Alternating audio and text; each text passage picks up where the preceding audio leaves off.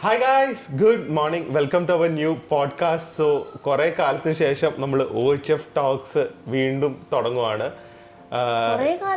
കുറേ ആയി ഇപ്പോഴല്ലേ നമ്മൾ പോഡ്കാസ്റ്റ്. അത് പക്ഷേ നമ്മളൊരു OHF ടോക്സ് പോലെ അല്ലല്ലോ, അതൊരു പോഡ്കാസ്റ്റ് പോലെ. അത് നമ്മുടെ ഒരു എന്താ പറയുന്നത്, ലെറ്റിംഗ് ഔട്ട് ഓഫ് പെയിൻ പോലെ ആയിരുന്നല്ലോ. പക്ഷെ ഇതൊരു പോഡ്കാസ്റ്റ് ടോക്സ് പോലെ ആയിരിക്കും. കാരണം നമ്മൾ ആ വീഡിയോ ചെയ്തപ്പോൾ ഒരുപാട് കാര്യങ്ങൾ ഞങ്ങൾ റിയലൈസ് ചെയ്തു, അതിനെക്കുറിച്ച് കുറച്ച് അഡ്രസ്സ് ചെയ്യുന്നതും പക്ഷേ എനിക്ക് പേഴ്സണലി തോന്നിയ കുറച്ച് കാര്യങ്ങളും അങ്ങനെ ഒരു മിക്സ് ആൻഡ് മാച്ച് ആയിട്ടുള്ള ഒരു പോഡ്കാസ്റ്റ് ആയിരിക്കും ഇത്. സോ ഫസ്റ്റ് ഓഫ് ഓൾ നമ്മൾ ഭയങ്കര ഷോക്കല്ലേ ആ ഒരു വീഡിയോന്റെ impact. Forget about the views or the reach or anything. The impact the video made. Actually എന്താ അറിയോ, എനിക്ക് മനസ്സിലായിരിക്കുന്നിടത്തോളം കാലം എനിക്ക് മനസ്സിലായിരിക്കുന്നത് എന്താണെന്ന് വെച്ച് കഴിഞ്ഞാൽ, ഓരോരുത്തർക്ക് അസുഖം വരുമ്പോൾ അവരവരുടെ വിചാരം അവർക്ക് മാത്രമേ അസുഖം ഉള്ളൂ എന്നാണ്. അപ്പോൾ ഞാനും ആ അസുഖത്തിൻ്റെ പേര് എനിക്ക് വന്നപ്പോഴാണ് ഞാനും അറിയുന്നത്. അപ്പോൾ ഇങ്ങനെ ഒരു അസുഖമുണ്ട്, നിങ്ങൾ ശ്രദ്ധിക്കണം എന്നൊരു അവയർനെസ്സിനാണ് നമ്മൾ ആ വീഡിയോ ഇട്ടത്. പക്ഷേ ഞാൻ ഷോക്കായി പോയത് അത് ഇട്ടതിന് ശേഷം ഓരോരുത്തരുടെ റിയാക്ഷനും അവരുടെ കമൻസും എനിക്ക് വരുന്ന ഓരോരോ മെസ്സേജസും പേഴ്സണലായിട്ട് വരുന്ന കോൾസും. എൻ്റെ ചേച്ചി, എനിക്ക് സെലിബ്രിറ്റീസ് വരെ ഇഷ്ടംപോലെ സെലിബ്രിറ്റീസ് അനുഭവിക്കുന്നതുണ്ട്. എന്നെ വിളിച്ച് സംസാരിച്ചിട്ട് അവർ തന്നെ, ഞാൻ ആരുടെയും പേരൊന്നും പുറത്ത് പറയുന്നില്ല, അവർ എന്നെ വിളിച്ചിട്ട് ഇന്ന ഡോക്ടറെ കാണൂ, എനിക്കിതുണ്ടായിരുന്നു, ഞാനിപ്പോൾ ട്രീറ്റ്മെൻറ്റിലാണ്, പ്രിയ സ്ട്രോങ് ആയിരിക്കും എന്ന് പറഞ്ഞ് എന്നെ ആശ്വസിപ്പിക്കാൻ. എന്താ പറയുക, എനിക്ക് ഇത് കേൾക്കുമ്പോൾ തന്നെ എൻ്റെ പാതി അസുഖം പോയ പോലെ ആ ഒരു ആശ്വാസം എനിക്ക് കിട്ടുന്നത്. We are not alone in that battle എന്നുള്ളതും. പിന്നെ ഇപ്പോൾ സെലിബ്രിറ്റീസിനെ എടുത്ത് പറഞ്ഞാൽ എന്താണെന്ന് വെച്ച് കഴിഞ്ഞാൽ, നമ്മൾ സാധാരണ സെലിബ്രിറ്റീസ് എന്ന് വിചാരിക്കുമ്പോൾ they are fit, they are happy, they are rich, അവർക്ക് ഒരു പ്രശ്നങ്ങളും ഇല്ല എന്ന് പറയുമല്ലോ. സോ അതുകൊണ്ടാണ് നമ്മൾ ഇവരുടെ അടുത്ത് പറഞ്ഞത്. ആർക്കാണെങ്കിലും പെയിൻ തന്നെയാണ്. പക്ഷെ എനിക്ക് ഇതിനൊക്കെ പറയുന്ന മുമ്പ് ഇന്ന് രാവിലെ എന്ന് പറയുമ്പോൾ ടുഡേ സാറ്റർഡേ രാവിലെ ഞാൻ ഷോപ്പിൽ കറക്റ്റ് 12 മണിയായപ്പോഴേക്കും എനിക്ക് എത്തേണ്ടി വന്നായിരുന്നു. അതിൻ്റെ കാരണം എന്താണെന്ന് വെച്ച് കഴിഞ്ഞാൽ, തൃശ്ശൂരിൽ നിന്ന് LLB പഠിച്ച് പാസ്സായ ഒരു കുട്ടി ഈ ഒരു കണ്ടീഷൻ, എന്നെ പേഴ്സണലി കാണണം, എന്നെയും പ്രിയനെയും കാണണം എന്ന് പറഞ്ഞ് ആ കുട്ടി അച്ഛനും വന്നിരുന്നു, രാവിലെ ട്രെയിനിൽ വന്നിരുന്നു. അപ്പോൾ ആ കുട്ടി ഉള്ളൊരു പ്രശ്നം എന്താണെന്ന് വെച്ചാൽ, കുട്ടിക്ക് എക്സാം എഴുതാൻ പോലും പെൻ പിടിക്കാൻ പറ്റുന്നില്ല. ആ കുട്ടി നേരിട്ട് വന്നത്, ആ കുട്ടി കോടതി പോയിരിക്കുവാണ്. Now she is going to supreme court എന്ന് പറഞ്ഞു കഴിഞ്ഞാൽ ഈ ഒരു അസുഖം. എന്താ കുട്ടിയുടെ പ്രശ്നം എന്ന് വെച്ച് കഴിഞ്ഞാൽ, ആ കുട്ടിക്ക് ഇതുപോലെ ബോഡി പെയിനും തലയിൽ നീര്, ചിലപ്പോൾ കണ്ണ് വെളി തള്ളുന്നു, അത് നീര് വെക്കും. അങ്ങനെ വന്ന് ആ കുട്ടീനെ ഡയഗ്നോസ് ചെയ്തവർ ആ കുട്ടിക്ക് ഫൈബ്രോമയാൽജിയ അല്ല എന്നാ പറയുന്നത്. പക്ഷെ ആ കുട്ടിക്ക് എന്തോ പ്രശ്നമുണ്ട്, പക്ഷെ എന്താ പ്രശ്നം എന്ന് ആർക്കും അറിയില്ല. സോ ആ കുട്ടി she's fighting a battle to show that ഈ ഒരു അസുഖം ഉണ്ടായതിന്റെ കോസ് ഡയഗ്നോസ് ചെയ്ത് തരണം, അല്ലെങ്കിൽ ഇത് കോവിഡിന്റെ വാക്സിൻ കൊണ്ടായിരിക്കും ഉണ്ടായെന്നുള്ള പല രീതിയിലുള്ള. ആ കുട്ടി is going through immense pain. നടന്നു കഴിഞ്ഞാൽ കാല് നീര്. പക്ഷെ 70 ഡോക്ടേഴ്സിനെ കണ്ടു. ഇത്രയും വലിയ ഫയല്, കംപ്ലീറ്റ് സ്കാൻ റിപ്പോർട്ട്സും ആ റിപ്പോർട്ട്സും ഈ റിപ്പോർട്ട്സും ഒക്കെയാണ്. എന്നിട്ട് ചില ഏറ്റവും നല്ല, അവർ സാധാരണ ഒരു ഫാമിലിയാണ്, പക്ഷെ ഒരുപാട് പൈസ എനിക്ക് തോന്നുന്നു അവർ ഇതിനു വേണ്ടി ചെലവാക്കിയിട്ടുണ്ട്. ആ കുട്ടി എയിംസിന്റെ ഡോക്ടേഴ്സ് തൊട്ട് മെഡിക്കൽ കോളേജ് ഡോക്ടേഴ്സ് എല്ലാരും കണ്ടിട്ടുണ്ട്. പക്ഷെ കോവിഡ് വാക്സിനേഷൻ ചെയ്തതിന് ശേഷം ഈ കുട്ടിക്ക് വന്നു തുടങ്ങിയത് വാക്സിനേഷൻ ശേഷം. പക്ഷെ വാക്സിനേഷൻ കൊണ്ടാണ് ഇത് പ്രൂവ് ചെയ്യാൻ പറ്റുന്നില്ല. അപ്പൊ ആ കുട്ടി അതുകൊണ്ടാണോ അത് ഇനി ഫൈബ്രോമയാൽജിയുടെ വേറെ കേസ് ആണോ എന്താണെന്നറിയില്ല. പക്ഷെ ഐ ആം ജസ്റ്റ് സേയിങ്, ആ കുട്ടി is fighting this battle loan because of the ignorance. കാരണം ഇപ്പോഴും ഇത് ഫൈബ്രോമയാൽജി ആണ് ഡോക്ടേഴ്സ് പറയുന്നില്ല. സെക്കൻഡ്ലി ന്യൂറോളജി, എനിക്ക് തോന്നുന്നു കാർഡിയോളജി, പല രീതിയിലുള്ള ഡോക്ടേഴ്സെ കണ്ടിട്ട് അവരൊക്കെ എഴുതി കൊടുത്തിട്ടുണ്ടെന്ന് പറഞ്ഞു, ഞങ്ങളുടെ ഡിപ്പാർട്ട്മെന്റിൽ നിന്ന് ഉറപ്പാണ് നെർവ്സിന് കുഴപ്പമില്ല, മസിൽസിന് കുഴപ്പമില്ല എന്നൊക്കെ. So she's fighting in immense battle. എനിക്കത് കേട്ടപ്പോൾ തന്നെ വിഷമമായി. കാരണം ആ കുട്ടി ഭയങ്കരമായിട്ട്, എന്നിട്ട് എക്സാം എഴുതാൻ വേണ്ടി ആ കുട്ടി മെഡിക്കൽ കോടതി പോയി, അത് കഴിഞ്ഞ് മെഡിക്കൽ ബോർഡ് കൂട്ടി സ്ക്രൈബ്സ് എന്ന് പറഞ്ഞാൽ ആ കുട്ടി പറയും, വേറെ ആൾ എഴുതും. അങ്ങനെയാണ് എക്സാം എഴുതി 88% കാണും ഉണ്ടായിരുന്നു. ആ കുട്ടി പറഞ്ഞാൽ ആ കുട്ടിക്ക് എഴുതാൻ പറ്റുമെങ്കിൽ she would have got much higher back. കാരണം ഇത് പറഞ്ഞു കൊടുത്ത് എഴുതിപ്പിക്കുമ്പോഴേക്കും ഒരുപാട് ടൈം എടുക്കുന്നു, അങ്ങനെയൊക്കെ ഉണ്ട്. സോ ആ കുട്ടിയുടെ ലൈഫ് തന്നെ ഇങ്ങനത്തെ ഒരു അസുഖം കാരണം എഫക്റ്റീവ് ആണ്. സോ അതുമാത്രം ഇഷ്ടംമാതിരി ആൾക്കാരുടെ ലൈഫ് മിസറബിൾ ആവുന്നുണ്ട്. പിന്നെ വേറൊരു കാര്യം കൂടെ, ഞാനിതുമാതിരി ഡോക്ടേഴ്സിനെ കാണിച്ചപ്പോഴും ചില ഡോക്ടേഴ്സൊക്കെ പറയുന്നത് ഇതിപ്പോൾ മെജോറിറ്റി ലേഡീസ് വരുന്നു എന്നാണല്ലോ പറയുന്നത്. പക്ഷേ ഈ കോവിഡിന് ശേഷം വാക്സിനേഷൻ ചെയ്തതിന് ശേഷം ഇങ്ങനത്തെ കുറെ കേസസ് വരുന്നുണ്ട് എന്ന് ഞാൻ കേട്ടു കേട്ടോ. അതാണോ റീസൺ ഈവൻ ഡോക്ടേഴ്സിനും കൂടെ പ്രൂവ് ചെയ്യാൻ പറ്റുന്നില്ല. ഞങ്ങളും വാക്സിനേഷൻ എടുത്തതാണ്. വാക്സിനേഷന് ശേഷം വരുന്ന, ബിക്കോസ് ഇത് ഇത്രയും സിവിയർ ആയിട്ട് വരുന്നത് കണ്ടിന്യൂസ് ആയിട്ട് ലേഡീസിന് വരുന്നത് മേ ബി അതും ഒരു റീസൺ ആകാം. ഒന്നും നമുക്ക് പറയാൻ പറ്റില്ല. പക്ഷേ ഇത് ഈ വീഡിയോ ആക്ച്വലി ഞങ്ങൾ ഫൈബ്രോമൈൽജിയ അതിനെ കുറിച്ച് ഒന്നും പറയാനല്ല വരുന്നത്. ഞാൻ മെയിൻ ആയിട്ട് അഡ്രസ് ചെയ്യേണ്ട എനിക്കൊരു ഇഷ്യൂ വന്നിരിക്കുന്നത് ആ കുട്ടി പറഞ്ഞതും പിന്നെ ഒരുപാട് പേഷ്യൻസ് ഈ ഒരു കേസ് ഉള്ളവർ പറയുന്നത് ഫസ്റ്റ്ലി ഡോക്ടേഴ്സിന് ഒട്ടും എമ്പത്തി ഇല്ല എന്നാണ് പറയുന്നത്. കാരണം ഡോക്ടേഴ്സിൻ്റെ ഒരു യൂഷ്വൽ ഡയഗ്നോസിസിൽ വരാത്തത് കൊണ്ട് ആ കുട്ടീനോട് ഏറ്റവും ഒരു റെപ്യൂട്ടഡ് ആയിട്ടുള്ള, എന്നോട് പേര് പറയുന്നത്, പക്ഷേ ഒരു ഏറ്റവും റെപ്യൂട്ടഡ് ആയിട്ടുള്ള ഒരു ഡോക്ടർ ചോദിച്ചിരിക്കുക നിങ്ങൾക്ക്, കാരണം ടെസ്റ്റ് കറക്റ്റ് ആയിരുന്നു, ആ കുട്ടീനോട് ചോദിച്ചാൽ നിങ്ങൾക്ക് വേറെ വല്ല പ്രശ്നമുണ്ടോ, ഇൻ ദ സെൻസ് പഠിച്ച് മാർക്ക് കുറയാൻ സാധ്യത ഉള്ളതുകൊണ്ട് കള്ളം പറയുവാണോ, അല്ലെങ്കിൽ വല്ല ലവ് അഫെയർ ഫെയിലിയർ ഉണ്ടോ, അതൊക്കെ ഒളിപ്പിച്ച് വെക്കാൻ വേണ്ടി ഇങ്ങനെ പറയാമെന്ന് ഡോക്ടേഴ്സ് ഓപ്പണായി ചോദിക്കുമെന്നു. Because they cannot diagnosis. അങ്ങനത്തെ ലെവലിൽ വരെ ഈ കുട്ടി കരഞ്ഞോണ്ടാണ് എന്നിട്ട് വെളിയിലേക്ക് വന്നതെന്നാണ് പറഞ്ഞത് എന്നോട്. So doctors first of all empathy തീരെ, എല്ലാ ഡോക്ടേഴ്സിന്റെ കാര്യമല്ല, ആ സമയത്ത് ചില ഡോക്ടേഴ്സ് ഭയങ്കര നന്നായി കൺസൾട്ട് ചെയ്യുന്നു പറയുന്നുണ്ട്. പക്ഷെ നമുക്ക് ഡോക്ടേഴ്സിന് തന്നെ ഏറ്റവും കൂടുതൽ വേണ്ടത് നമ്മുടെ പ്രശ്നങ്ങൾ കേൾക്കാനും അല്ലെങ്കിൽ ആ ഒരു കമ്പാഷനും കൂടിയാണ്. എത്ര നല്ലൊരു ഡോക്ടർ ആണെങ്കിലും ട്രീറ്റ്മെന്റ് ആണെങ്കിലും നമ്മളോട് ഒരു റൂഡായിട്ട് അല്ലെങ്കിൽ ഒരു ഹ്യൂമെയിൻ നേച്ചർ ഇല്ലാതെ പെരുമാറിയാൽ തന്നെ വളരെ ഹേർട്ട്ഫുൾ ആയിട്ടുള്ള ഒരു കാര്യമാണത്. നമ്മൾ ഏറ്റവും വേസ്റ്റ് സിറ്റുവേഷനിലാണ് നമ്മളൊരു ഡോക്ടറിനെ കാണാൻ പോകുന്നത്. ഒരു സന്തോഷത്തോടെ ഒരിക്കലും ഒരാൾ ഡോക്ടറിനെ കാണാൻ പോകാറില്ല. മേ ബി അത് പ്രഗ്നൻസി. പക്ഷെ അല്ല, ചില ഡോക്ടേഴ്സ് സാരമില്ല, ഇത് ഭേദവും, ഇത് വലിയ പ്രശ്നമൊന്നും ആക്കണ്ടെന്ന് പറയുമ്പോ തന്നെ പാതി നമ്മുടെ അസുഖം പോയ പോലെയാ. ആ ഒരു ആശ്വാസം കേൾക്കുമ്പോ തന്നെ. പക്ഷെ ഇപ്പൊ സീരിയസ് ആണെങ്കിൽ അങ്ങനെ പറയാൻ പറ്റില്ല. പക്ഷെ at least they should be considerate. സ്നേഹത്തോടെ അല്ലെങ്കിൽ നല്ല രീതിയിൽ സംസാരിക്കണം എന്നുള്ളൊരു കാര്യമാണ് എംപതി. അതുപോലെ തന്നെ എനിക്ക് ഇതിൽ ഏറ്റവും വലിയൊരു കാര്യമായിട്ട് തോന്നിയത്, ഒരുപാട് പേര് പറഞ്ഞത് ഞങ്ങളുടെ സിറ്റുവേഷൻ ഞങ്ങൾക്ക് മാത്രമേ അറിയുള്ളൂ അല്ലെങ്കിൽ അവർ ഒറ്റപ്പെട്ടു പോകുന്നു എന്നുള്ളൊരു കാര്യമാണ്. പക്ഷെ എനിക്കിതിൽ വേറൊരു ഏറ്റവും നെഗ്ലക്റ്റഡ് ആയിട്ടുള്ള ഒരു ഗ്രൂപ്പിനെയും കൂടെ പറയാനുണ്ട്. അത് ഓബ്വിയസ്ലി ഈ പേഷ്യൻ്റ് ഹോസ്പിറ്റലാണെങ്കിൽ ബൈസ്റ്റാൻഡേഴ്സ്, ഇപ്പം വീട്ടിലാണെങ്കിൽ കൂടെ നിൽക്കുന്ന ഹസ്ബൻഡ്, വൈഫ്, സിസ്റ്റേഴ്സ്, മദേഴ്സ്, ആരാണെങ്കിലും എനിക്കൊന്ന് അവരായിരിക്കും ചിലപ്പം ഒരു ഏറ്റവും അൺഅപ്രിഷിയേറ്റഡ് ആയിട്ടുള്ള ഒരു ഗ്രൂപ്പ്. പറയുന്നത് ചിലവർ ഓബ്വിയസ്ലി നെഗ്ലക്റ്റ് ചെയ്യും, പക്ഷെ അതല്ലാതെ നോക്കുന്ന ഒരാൾ. ഇപ്പം എനിക്ക് തന്നെ എൻ്റെ സിറ്റുവേഷനായിട്ട് അറിയാമെങ്കിലും, എൻ്റെ അമ്മയുടെ സിറ്റുവേഷൻ ആണെങ്കിലും, എൻ്റെ ഗ്രാൻഡ് ഫാദറിൻ്റെ ടൈമിലൊക്കെ ഉള്ളതാണെങ്കിൽ പോലും നമുക്കൊരു മെയിൻ തിങ് എന്താണെന്ന് വെച്ച് കഴിഞ്ഞാൽ, ഒരു അസുഖമുള്ള ഒരാളുടെ എസ്പെഷ്യലി ഒരു അസുഖം വരുമ്പോൾ ആ പേഷ്യൻ്റ് മെൻ്റലിയും ഡൗൺ ആവും. അതിപ്പം ഇങ്ങനത്തെ ഒരു അസുഖമല്ല, ഇപ്പോൾ എന്തൊരു അസുഖമാണെങ്കിലും പേഷ്യൻ്റ് മെൻ്റലി ഡൗൺ ആവും.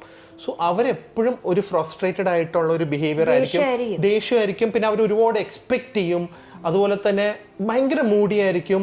ഞാൻ പറയുന്നത് ഈ ഫൈബ്രോമൈൽജിയ കേസ് മാത്രമല്ല, പൊതുവേ ഞാൻ പറയുകയാണ്, ഞങ്ങൾക്കിപ്പോൾ റെഫറൻസ് ഈ ഫൈബ്രോമൈൽജിയ ആണെങ്കിൽ പോലും ഇങ്ങനത്തെ വളരെ വളരെ എക്സ്ട്രീം സിറ്റുവേഷൻസിൽ കൂടെയായിരിക്കും ആ സൈഡിലുള്ള ഒരു ബൈസ്റ്റാൻഡർ, ഇപ്പം മോനോ അമ്മയോ ഭാര്യ ആരാണെങ്കിലും ഭർത്താവ് ആരാണെങ്കിലും പോകുന്നത്.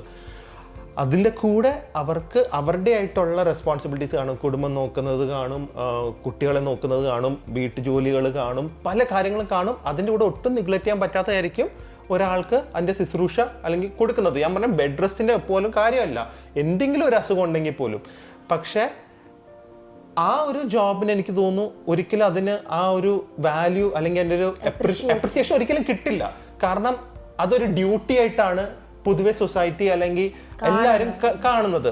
അതിപ്പം ഭാര്യ ഭർത്താവിനെ നോക്കുവാണെങ്കിലും, മോൻ അമ്മേനെ നോക്കുവാണെങ്കിലും, ഭർത്താവ് ഭാര്യനെ നോക്കുവാണെങ്കിലും, സിസ്റ്റർ ബ്രദറിനെ നോക്കുക, അതെ, ഒരു ഡ്യൂട്ടി അല്ലെങ്കിൽ അത് നോക്കണം എന്നുള്ള ഒരു റെസ്പോൺസിബിലിറ്റിയിലാണ് ആൾക്കാർ പൊതുവെ കാണുന്നത്.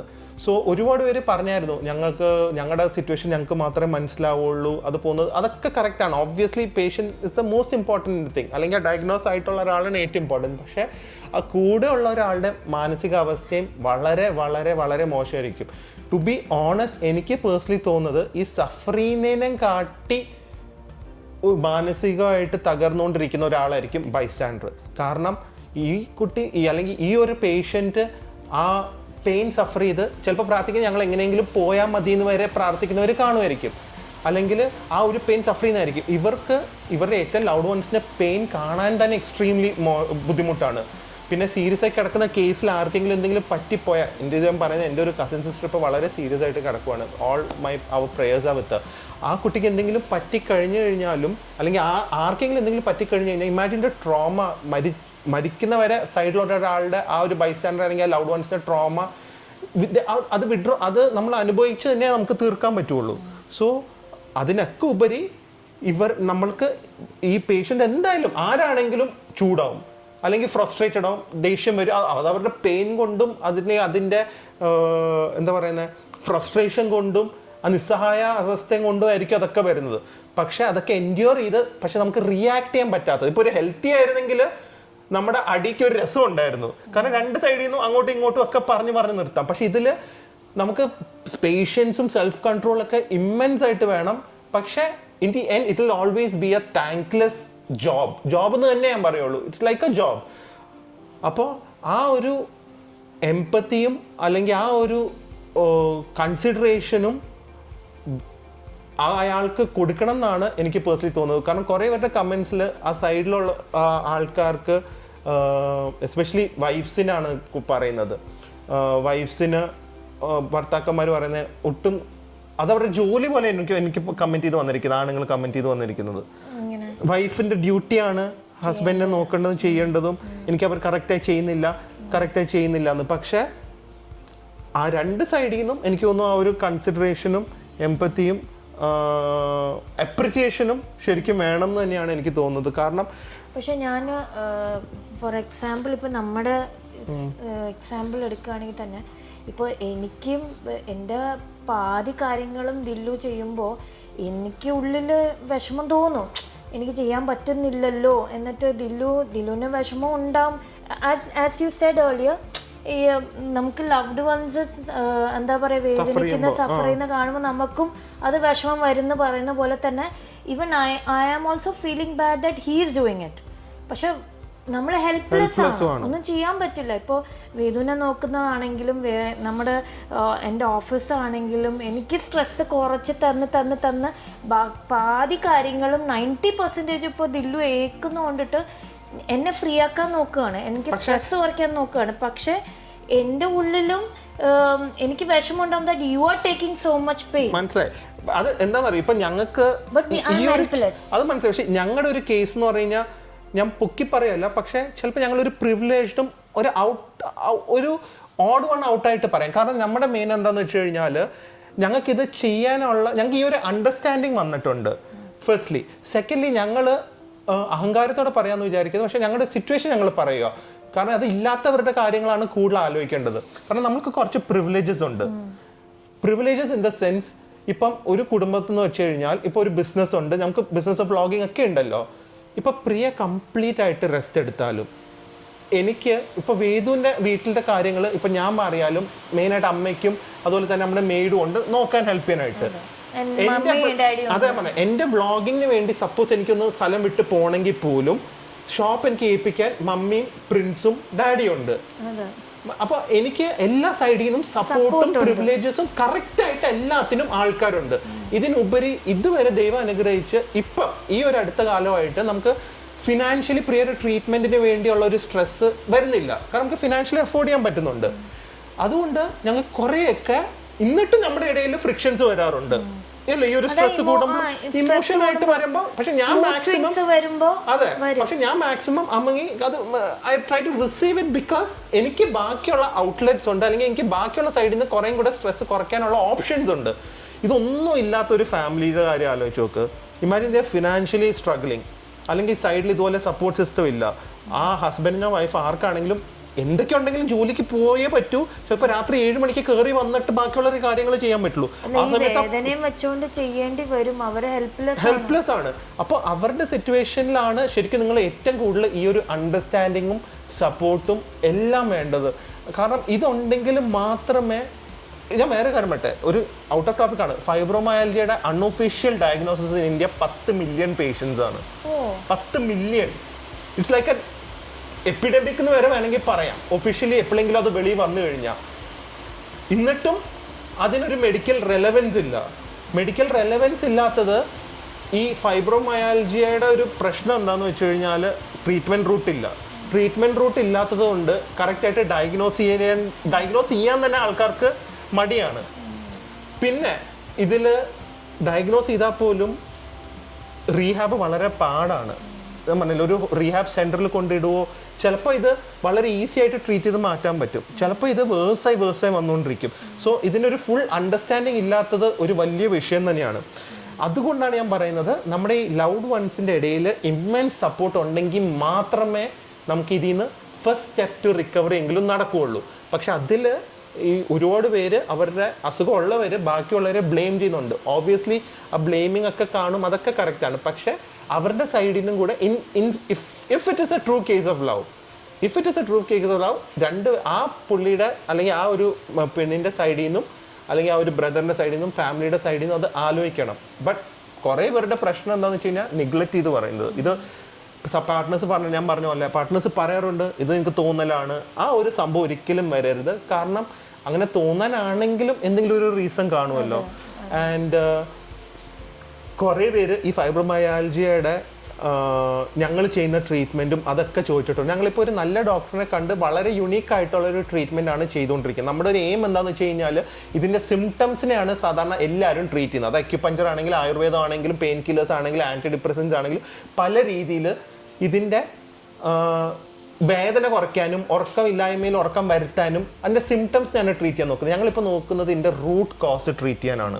ആ റൂട്ട് കോസ് ട്രീറ്റ് ചെയ്ത് in case it works for us ഞങ്ങൾ അതിൻ്റെ ഡീറ്റെയിൽഡ് ആയിട്ടുള്ള ഒരു വീഡിയോ ഇടുന്നതായിരിക്കും. വേറൊരു കാര്യം കൂടി ഉണ്ട്.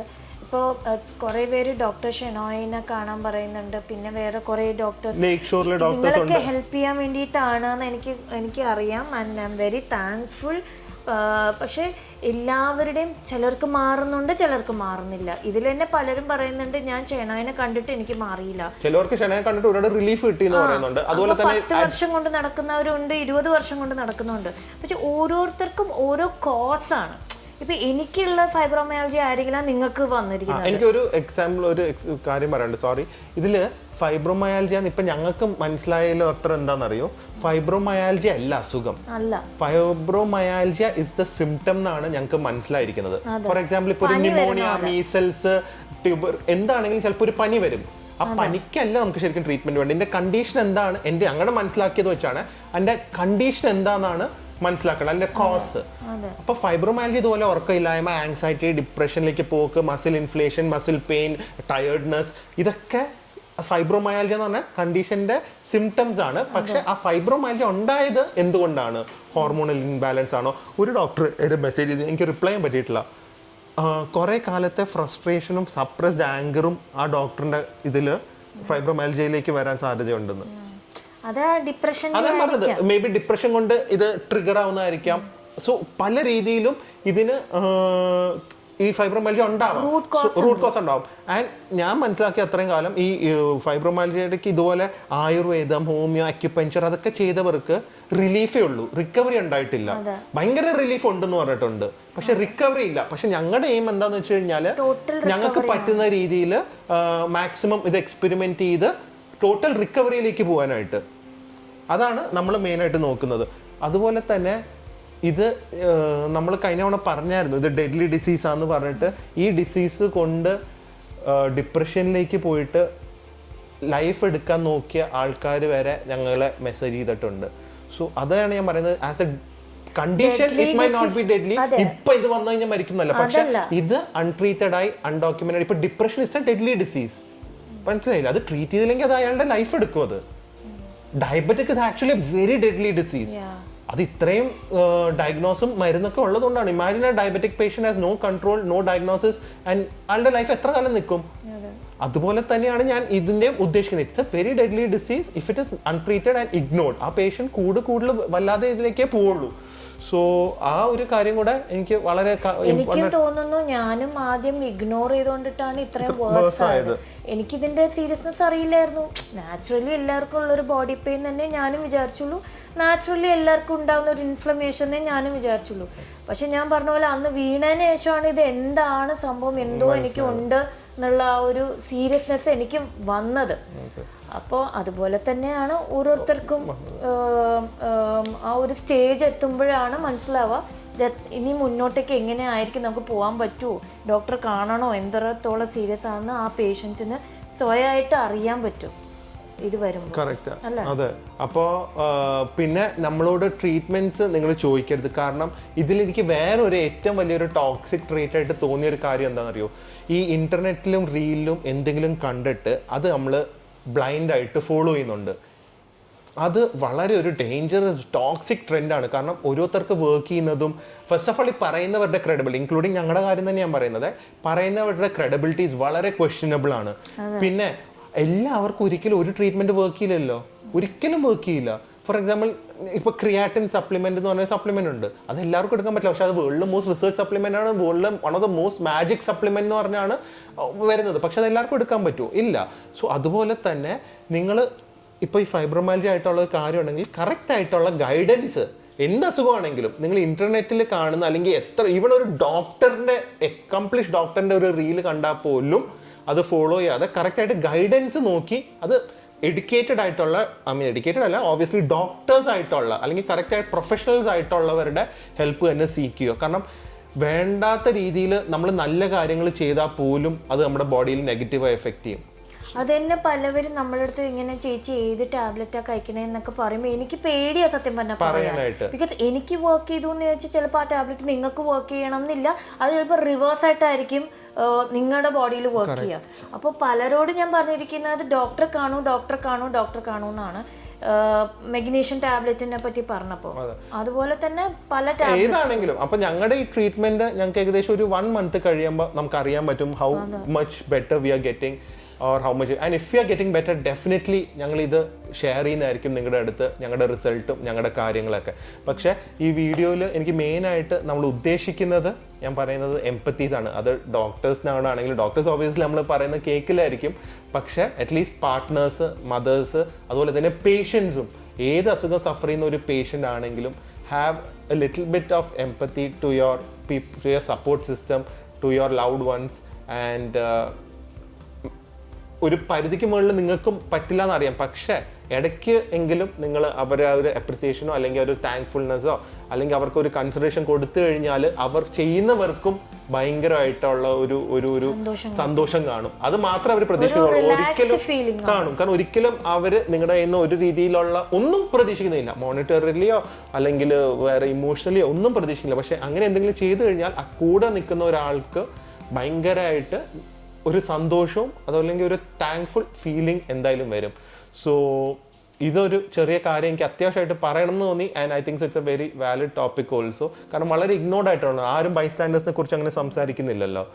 So we are on a great road to recovery, lot of things to do, lot of happiness to enjoy, lot of life to enjoy. And എല്ലാവർക്കും ഞാൻ പറഞ്ഞ പോലെ എന്തെങ്കിലുമൊക്കെ ഇങ്ങനെ വേദന സഫർ ചെയ്യുന്നവർക്കും പെയിൻ സഫർ ചെയ്യുന്നവർക്കൊക്കെ എന്തെങ്കിലുമൊക്കെ ഒരു എസ്കേപ്പ് കാണും definitely. And best thing is to stay happy.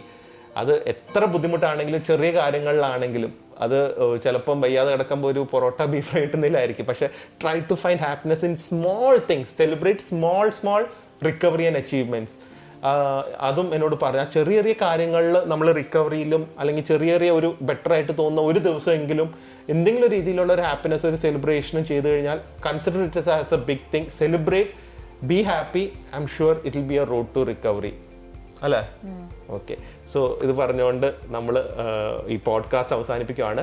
അടുത്ത പോഡ്കാസ്റ്റിൽ നല്ലൊരു ഇൻട്രസ്റ്റിംഗ് ടോപ്പിക് ഉണ്ട്. ഇതൊന്നുമല്ല കേട്ടോ, നമ്മൾ എല്ലാവരും ഇൻസ്പയറിംഗ് ആയിട്ടുള്ള ഒരു കാര്യം പറയുന്നതായിരിക്കും. ബിസിനസ് പരമായിട്ട് എല്ലാവരെയും ഞങ്ങളുടെ ഒരു എക്സ്പീരിയൻസ് ഷെയർ ചെയ്യുന്നതായിരിക്കും. I thinks it will be very interesting. So അടുത്ത സൺഡേ വേറൊരു വേർഡ് ഓഫ് ടോക്സ് എപ്പിസോഡിൽ കാണാം. അതുവരെ stay healthy, stay happy, by.